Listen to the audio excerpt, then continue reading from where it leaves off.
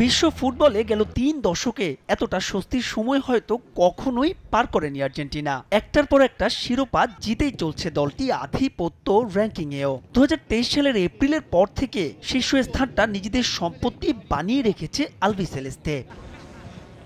তবে সেই মধুর চন্দ্রিমায় হঠাৎই হোঁচট। কনমেবল অঞ্চলে বিশ্বকাপ বাছাইয়ের শেষ ২ ম্যাচের প্রথমটায় প্যারাগুয়ের বিপক্ষে ২-১ ব্যবধানে হার। যদিও পরের ম্যাচে পেরুর বিপক্ষে ঘরের মাঠে ১-০ গোলের কষ্টার্জিত জয়। তাই তো স্ক্যালেনি বাহিনী শীর্ষস্থান ধরে রাখলেও কমেছে তাদের পয়েন্ট। ১৬.25 পয়েন্ট কমে সেটি এখন ১,৮৬৭.25-এ।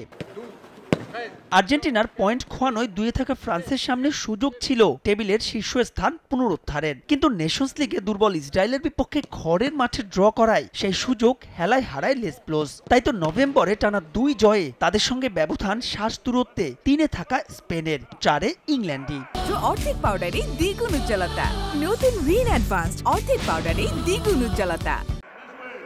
আর্জেন্টিনার পুরো বিপরীত চিত্র সাম্বার দেশ ব্রাজিলের। বিশ্বকাপ বাছে ভেনেজুয়েলা আর কলম্বিয়ার বিপক্ষে ড্রয়ে র্যাঙ্কিংয়ে ৫ বারের বিশ্ব চ্যাম্পিয়নদের অবনমন না হলেও পয়েন্ট কমেছে ৮.৫২। নেশনসের সমান একটি করে ড্র আর জয়ে উন্নতি হয়েছে ইউরোপের সাবেক ২ চ্যাম্পিয়ন রোনালদোর পর্তুগাল আর নেদারল্যান্ডসের। ২ ধাপ নেমে ৮-এ অবস্থান করছে বেলজিয়াম, ইতালি আছে ৯-এ। শীর্ষ ১০-এ আবারও ফিরেছে জার্মানি।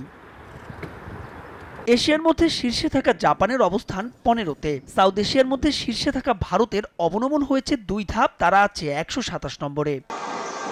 নভেম্বরে ফিফা উইন্ডোতে আন্তর্জাতিক ২টি প্রীতি ম্যাচ খেলে বাংলাদেশ, কিন্তু মালদ্বীপের বিপক্ষে প্রথম ম্যাচ হারলেও দ্বিতীয় ম্যাচে তারা জয় তুলে নেয়। এতে করে র্যাঙ্কিংয়ে আগের মতোই ১৮৫ নম্বর অবস্থান ধরে রেখেছে লাল সবুজ। চলতি বছর আর কোনো আন্তর্জাতিক ম্যাচ না থাকায় স্ব অবস্থানে থেকেই বছর শেষ করবে প্রতিটি দল।